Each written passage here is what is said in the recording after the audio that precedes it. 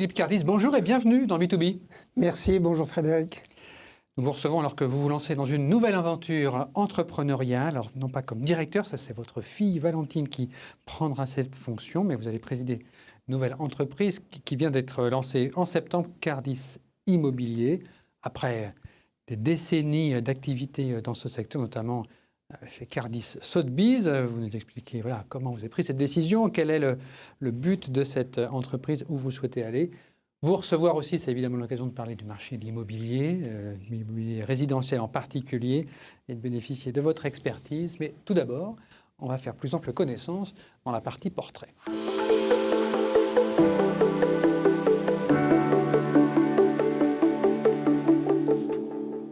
Philippe Cardis, je vous propose de commencer par ce portrait en prenant le large, parlant de votre passion de la voile. J'ai lu que vous avez été cap-hornier. On dit donc ceux qui ont franchi le Cap Horn à l'âge de 19 ans. C'est ça? Et c'était dans quelles conditions? Écoutez, moi je baigne dans le monde de la voile depuis tout petit grâce à mon grand-père maternel. Et puis je faisais beaucoup de régates j'étais en équipe nationale de voile quand j'étais junior. Et quand j'ai eu 18 ans, j'étais vice-champion d'Europe de laser. Et à l'époque, Pierre Feldman montait un équipage pour faire le tour du monde à la voile. Donc, marin vraiment très connu, né à Morges, il a popularisé la voile en Suisse. Ouais. J'avais préparé, il a gagné pas mal de grandes courses très connues, comme la Transat Québec-Saint-Malo ou l'Orient-Saint-Pierre-et-Miquelon, par exemple. Donc c'est avec lui que vous êtes parti? Oui, parce qu'en fait, on faisait partie du même club à Morges. Et puis, lorsque je suis rentré du championnat d'Europe, il cherchait à monter un équipage pour faire la Whitbread. C'était Whitbread 77-78. Et puis il me dit, est-ce que ça te plairait de faire le tour du monde? Moi, j'avais jamais été en mer, sauf en bord de mer, comme à Kiel, on régatait. Le champion de laser, c'était sur lac? Non, c'était en mer, mais c'était près des côtes, quoi. Mais je n'ai jamais passé une nuit en mer. Et puis, en fait, l'année d'avant, j'avais lu un livre sur les skippers. C'est la première course autour du monde, ça m'avait fasciné. Je suis rentré à la maison, j'ai dit, maman, est-ce que je peux faire le tour du monde? Elle m'a dit, est-ce que c'est dangereux? J'ai dit, non, c'est pas dangereux. Elle m'a dit, alors vas-y. C'est comme ça que je me suis embarqué à 19 ans sur le tour. Et j'ai effectivement passé le Cap Horn, mais j'avais 20 ans, je venais d'avoir 20 ans. Pierre Feldman, vous l'avez rencontré dans quelles conditions exactement? En fait, c'était le président du club, donc on faisait partie du même club. Et puis, il aimait bien aider les juniors, et puis on se connaissait par le club. Qu'est-ce que vous gardez comme souvenir à 20 ans de faire ce tour du monde, passer le Cap Horn? Disons, j'en garde beaucoup plus une expérience humaine qu'une régate. Bien qu'on ait bien terminé, on a 12 bateaux, on a fini 4e. Pour des gens qui ne connaissaient pas la mer, c'était pas mal. Mais c'était à 20 ans, c'était une aventure incroyable. Combien sur ce bateau? On était 13 à bord et on a vraiment vécu des trucs fous. On a fait... Chaque fois, on s'arrêtait un mois dans les différents pays, en Afrique du Sud, en Nouvelle-Zélande. J'ai découvert le Brésil à l'époque, donc c'était une expérience humaine hyper enrichissante, quoi. Il y a eu des moments où vous avez dit à votre maman que c'était sans risque, mais il y a quand même eu des moments où c'était un peu tendu? Non, en fait, c'était pas sans risque, c'était monstre risque. C'était hyper dangereux. Il faut être conscient que les deux grands océans du Sud qu'on a traversés, donc l'océan Indien et le Pacifique, il n'y a personne. Et donc, il ne faut pas qu'il y ait des problèmes. On ne peut pas venir vous secourir, c'est ça, hein? Non, il n'y a personne pour nous secourir. À l'époque, on avait quand même des bateaux qui n'étaient pas vraiment faits pour aller dans ces mers-là. C'était un bateau de croisière qu'on a transformé en bateau de course. Bon, on a eu des périples assez incroyables, mais ce serait long à raconter tout ça ici. Qu'est-ce que ça vous a appris, cette expérience d'équipage? Vous parliez de la rencontre humaine, de la gestion d'équipe ou de la prise de décision? Alors, ce qui m'a frappé, c'est que 13 sur un bateau comme ça, on vit avec une grande promiscuité. Et puis, en fait, la raison pour laquelle tout se lie, c'est qu'on avait un objectif commun qui était la course. Je pense de faire une croisière autour du monde sur ce bateau à 13, impossible, quoi. Pourquoi? Parce qu'il y aurait des bagarres, quoi. C'est vraiment des espaces tout petits, personne n'a sa cabine. Mais on voit quand un groupe d'humains se focalise sur un objectif commun, et puis qu'on partage le même, eh bien, ça permet d'atténuer des dissensions, d'avoir plus de compréhension les uns vers les autres, et puis de pouvoir vraiment se focaliser sur ce qu'on était venu faire, c'est-à-dire faire un bon résultat, quoi. Et faire un bon résultat, c'est aussi le but d'une entreprise. C'est en ça que ça vous a appris Moi, ce qui m'a appris dans une entreprise, c'est que Je donne souvent l'image, j'aime bien, moi j'ai fait beaucoup de bateaux. Après, j'ai gagné 4 fois le bol d'or, donc j'ai une grande expérience de la navigation. Un bateau a ceci de particulier, c'est qu'il peut physiquement être qu'à un seul endroit. Donc ça veut dire que les gens qui sont ensemble sont forcément au même endroit. Dans la vie, on peut aller à gauche, à droite, on se revoit pour le boulot. Et dans un bateau, en fait, chacun a une fonction bien définie.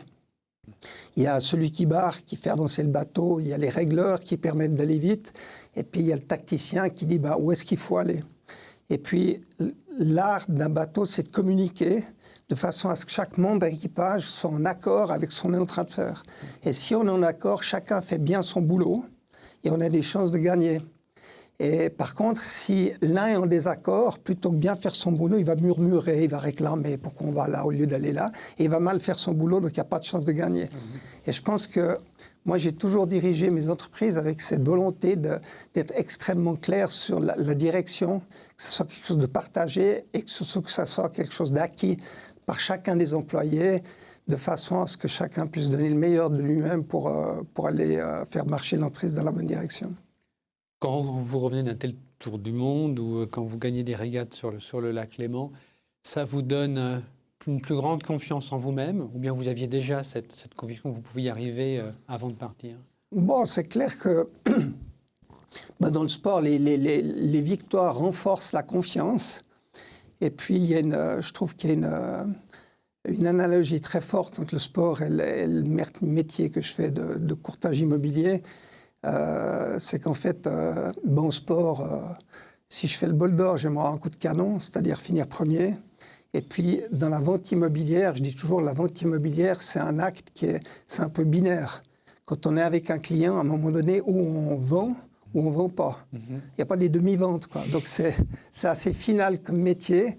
Et c'est clair, dans notre métier de courtier, chaque fois qu'on réalise une vente, ça fait du bien, ça renforce la confiance.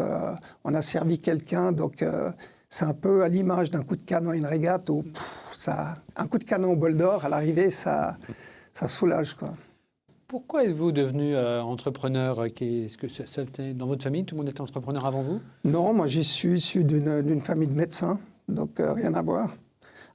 J'ai fait de l'immobilier un peu par hasard, parce qu'après mes études, j'ai fait HEC, après mes études, moi il n'y avait que la voile qui comptait. Donc je suis devenu constructeur de mâts de bateaux à voile avec un copain, pour rester dans le milieu. Et après quelques années, c'était un métier sympa. On avait construit le premier mât carbone au monde. On avait inventé une technologie assez novatrice. Et je suis tombé sur un client qui m'a demandé de barrer son bateau, qui faisait de l'immobilier. Puis un jour, il m'a dit, Fiston, il m'appelait Fiston, t'as pas fait HEC, toi? Je dis, oui, je fais HEC. Je dis, tu peux pas faire de l'immobilier? Je dis, mais je connais rien, quoi. Et du coup, c'était un entrepreneur de Villars qui souhaitait monter une agence immobilière pour vendre ses promotions. Et je me suis trouvé patron d'une agence sans rien y connaître. Qu'est-ce qui vous a fait vous lancer sans rien y connaître? C'était un peu un défi. J'aimais bien le personnage. Et puis, je me suis dit, pourquoi pas essayer? Et en fait, j'ai eu la chance, par hasard, de tomber dans un domaine qui m'a passionné toute ma vie, quoi. Donc, jamais eu de regrets? Non, jamais. Mais vous avez pu continuer à faire de la voile? Oui, oui. Aujourd'hui, vous n'êtes plus directeur, c'est votre fille, on y reviendra. Ça a été une décision facile à prendre, de dire je vais plutôt faire d'être président ou administrateur délégué, ça me convient mieux maintenant? En fait, non, parce que donc moi, j'avais créé Durham Sotheby, puis avec un groupe d'associés, on avait racheté la société, on l'avait appelée Cardis Sotheby.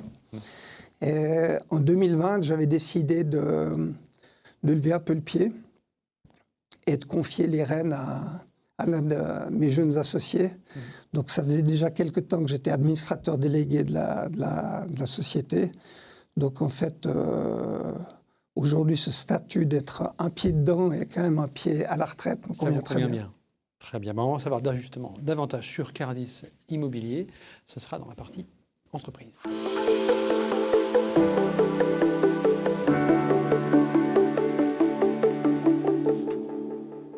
Cardis Immobilier, deux pôles, le courtage résidentiel, le conseil, la mise sur le marché des biens immobiliers et la promotion immobilière, le développement de le projet. Le siège est à Lausanne. C'est une nouvelle entreprise. On peut dire que vous repartez de zéro avec votre fille Valentine. Juste avant, vous étiez avec Cardis Sotheby's, comme vous l'avez évoqué, mais comme vous l'avez aussi expliqué dans l'AGFI IMO, le magazine immobilier de l'AGFI, vous étiez un peu en différence de vue, comme on dit, avec l'associé Luca Tagliaboschi, et puis vous lancez. Pourquoi avec votre fille?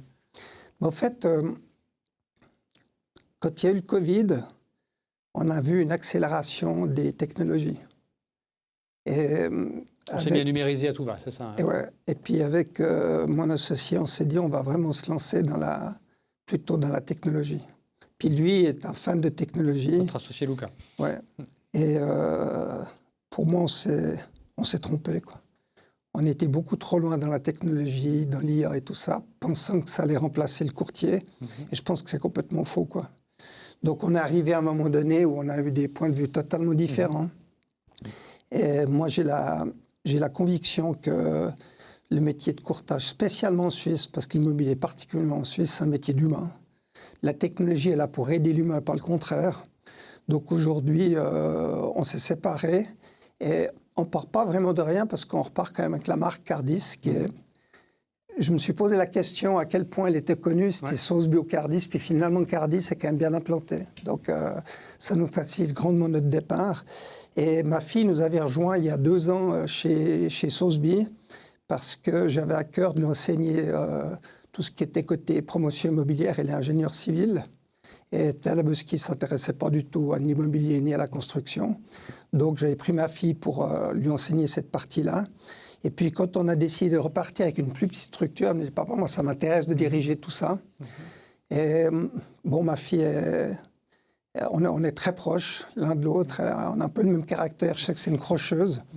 Donc aujourd'hui, elle est en train d'apprendre vraiment le métier, de diriger une agence, mais elle se passionne pour ça et je suis très optimiste. Donc c'est une décision qui s'est prise assez naturellement finalement entre vous deux? Oui, et puis en fait beaucoup aussi avec mon ancien associé qui est toujours le même, donc Lucien Masmejean de l'ENC Stellin. J'ai mon ami de longue date aussi, Yves Cherpillot, qui nous a accompagnés dans l'aventure comme administrateur. Puis le but, c'est vraiment de recréer une agence, je dirais, plutôt d'artisans de la vente immobilière.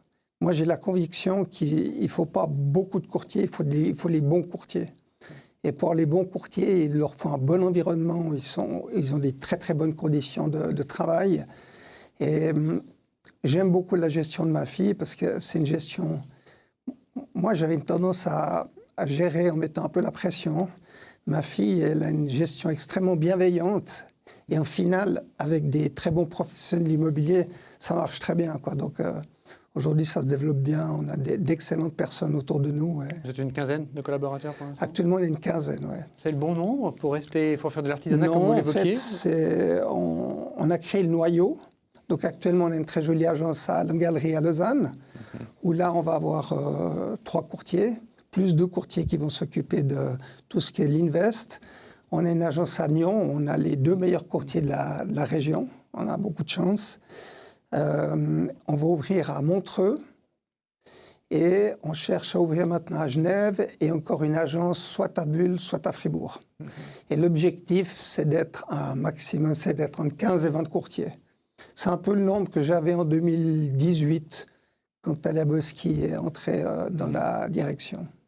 Et ça, vous avez un plan de route, une feuille de route qui essaie d'atteindre ces objectifs, Genève, Bulle ou Fribourg, dès 2026 ou je dirais au plus rapidement possible, mais ce qui va dicter le plan de route, c'est un petit peu les rencontres qu'on va faire. Parce que, comme je l'ai dit, la société elle est très, très axée sur l'humain.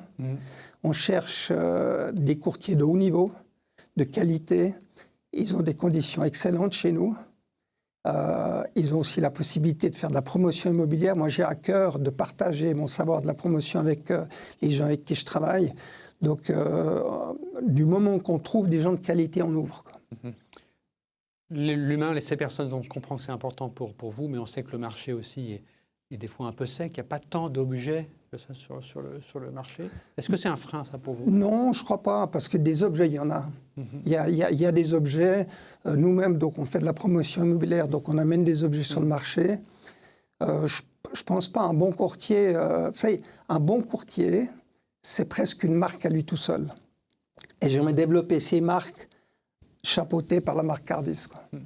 Quand vous dites de bonnes conditions chez vous, c'est que la rémunération sera meilleure. Il y a comment ça fonctionne par rapport aux autres? Différentes choses. Déjà, sur le plan humain, je dirais que les gens ont beaucoup de liberté pour s'exprimer et on est très à l'écoute de nos courtiers. La deuxième chose, donc il y a une très très bonne ambiance de travail. La deuxième chose aussi, on investit pour avoir des bureaux magnifiques, c'est des outils de travail où les gens doivent se sentir bien. La troisième chose, c'est qu'on a enlevé plein de couches que je trouvais inutiles avant de regarder Sotheby. Donc, ça nous a permis d'avoir un partage de Quel type de couches, par exemple? À l'époque, il y avait des prospecteurs, il y avait des directeurs, enfin, il y avait... Voilà, quoi. Des couches hiérarchiques. Hein, ouais. Plein de couches qui, à mon avis, sont totalement inutiles parce qu'un bon courtier, on n'a pas besoin de lui expliquer comment faire les choses. Donc, ça nous a permis d'avoir un partage, en fait, de la rémunération qui est beaucoup plus équitable avec le courtier. Donc, la partie rémunération est très intéressante. Puis le dernier volet, moi, j'ai eu la chance de faire pas mal de promotions immobilières dans ma vie et je trouve que c'est un exercice passionnant qui est très complémentaire au courtage. Et on donne cette possibilité aux courtiers qui viennent chez nous de pouvoir investir. Dans d'autres agences ou dans d'autres groupes immobiliers? Pardon? Ce n'est pas le cas dans d'autres groupes immobiliers? Écoutez, peut-être, je ne sais pas. Mais souvent, c'est chasse gardée, la promotion. Moi, j'aime bien partager et ça me fait plaisir de partager mon expérience avec des jeunes courtiers qui s'intéressent à ça. Vous relancez comme ça, même si ce n'est pas complètement de zéro, c'est un investissement de quel montant? L'investissement, il n'est pas énorme, dans le sens où si on fait juste, c'est vite autoporteur, une agence immobilière. Maintenant, moi, vous savez, je dirige des courtiers depuis 92, donc ça fait quand même quelques années. J'ai vu un peu tous les systèmes. À la base, j'étais quand même l'un des initiateurs du premier réseau immobilier au monde qui s'appelait Suissimo. Donc, j'en ai vu pas mal, quoi. J'ai vu pas mal de systèmes. On a été très, très nombreux, on a été moins. On s'est lancé dans la tech, on est revenu. Donc, j'ai l'impression aujourd'hui que ce qu'on propose, c'est un peu une niche pour des très bons courtiers. C'est un peu entre l'agence traditionnelle et le courtier qui veut se mettre à son compte. Donc, j'ai remarqué qu'il y a pas mal de courtiers qui finissent par se mettre à son compte. Certains le font, gagnent bien leur vie, mais c'est des fois difficile d'être tout seul. Puis d'autres n'osent pas faire le pas. Et puis nous, on a créé vraiment une entité qui permet d'accueillir ces gens dans d'excellentes conditions, qui sont un petit peu entre deux, quoi. Et du courtage sur tous les segments du marché ou dans la lignée de Sotheby's, plutôt le haut de gamme? Non, déjà, Sotheby's, on ne faisait pas que le haut de gamme, on faisait un peu tout. Et moi, je dis toujours, plus que je fais de l'immobilier, je vends ce qui se vend. C'est-à-dire que suivant la conjoncture, suivant les années, ce n'est pas toujours le même bien qui marche. On a eu des années où, pour des raisons X, Y, on avait des Anglais qui arrivaient, des Français qui arrivaient, donc le luxe marchait très fort. Des autres années, c'était vraiment... Après le Covid, c'était les primo-accédants parce que l'accès à la propriété, vu les taux extrêmement bas, était moins cher que la location. Donc, je dirais, c'est toujours difficile de savoir l'année qui vient exactement de quoi sera fait notre chiffre d'affaires, mais c'est pour ça qu'on est pluridisciplinaire, quoi. Voilà, ça fait une transition parfaite sur le marché aujourd'hui, de comment vous le voyez. Il n'y a pas très longtemps, à votre place, on recevait Jean-Jacques Morard, que vous connaissez bien, de la régie de RAM. On parlait de la suppression de la valeur locative.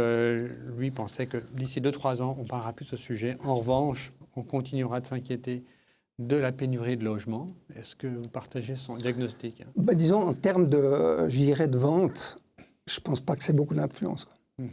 Parce que l'un dans l'autre, l'un compense un peu l'autre. Donc, je ne vois pas de grand bouleversement. Je trouve très dommage pour... Le parc immobilier suisse, parce que maintenant, avec la nouvelle loi sur l'énergie, il va falloir faire des travaux. On ne pourra plus déduire. Voilà, donc ça va pousser à plus de crayon noir peut-être, moins faire de travaux. C'est un peu dommage. Mais en termes de courtage, je n'ai pas l'impression que ça va avoir beaucoup d'impact sur le marché. Le prix des biens ne cesse de monter. Un rapport récent d'UBS alerte sur des risques de bulles immobilières dans les cantons de Genève, de Zurich.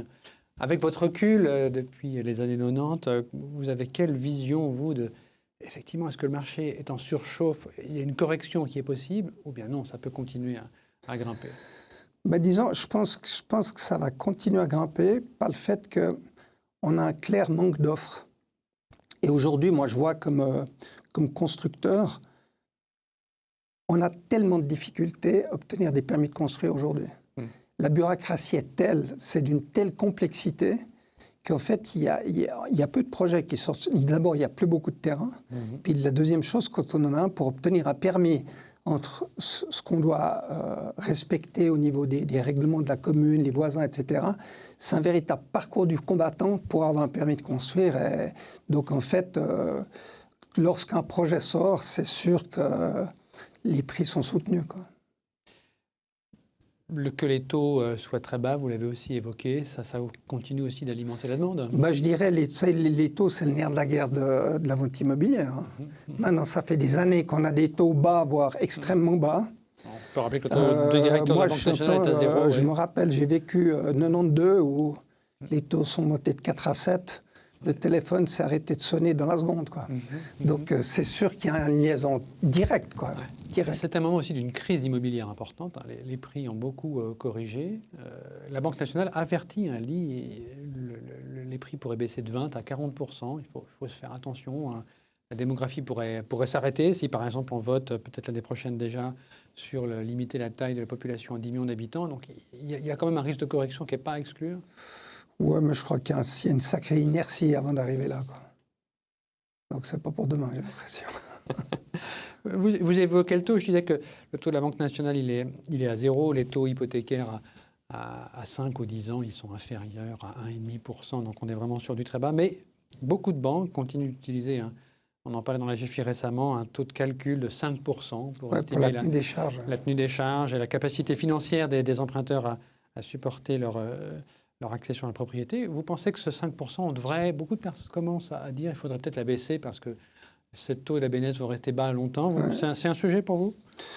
C'est clair que ça limite l'accès à la propriété, clairement. Nous, on a souvent des gens qui s'intéressent, qui ont les fonds propres, et puis dans la tenue des charges qui sont un peu limitées, donc on a de la peine à trouver des financements. À mon sens, aujourd'hui, c'est un peu exagéré, quoi. Je pense qu'il y a une marge entre les taux réels et puis la tenue des charges. Donc à 4%, ce serait plus cohérent? Je ne sais pas, 3, 4, mais je pense que c'est un peu au 5, effectivement, quoi. Et puis, vous cherchez à aller sur Bulle et Fribourg, vous avez évoqué tout à l'heure, il y a une très forte croissance démographique, en particulier à Bulle. Il y a eu des implantations importantes d'entreprises, à l'image de Rolex. C'est pour ça, c'est ça qui il y aura beaucoup de transactions immobilières dans ce canton, c'est ce qui vous fait aller là-bas? Disons, nous, on a décidé de rester sur un axe qu'on connaît bien, donc tout l'arc lémanique. Et ça fait des années qu'avec Cardis Sotheby, on était à Fribourg et à Bulle. Et c'est une région qui a encore un fort potentiel de développement, notamment de projets neufs, je pense plus que sur l'arc lémanique. Et disons, c'est une continuité naturelle avec le marché de la Riviera, donc raison pour laquelle on veut aller jusque là-bas. Mais on ne souhaite pas s'étendre au-delà de ça, quoi. Très bien. Vous nous tiendrez au courant de vos développements. Merci beaucoup, Philippe Cardis, d'être venu dans Merci, B2B. Frédéric. Avant de vous laisser, je vous invite bien sûr à répondre à notre questionnaire de Proust. Quel est votre principal défaut? Parfois, je manque d'écoute. Quelle devise vous répétez-vous chaque jour? N'abandonne jamais. Quel conseil donneriez-vous à quelqu'un qui crée son entreprise? Qu'il ait de la passion. La passion fait surmonter tout. Et qu'il ait beaucoup de ténacité.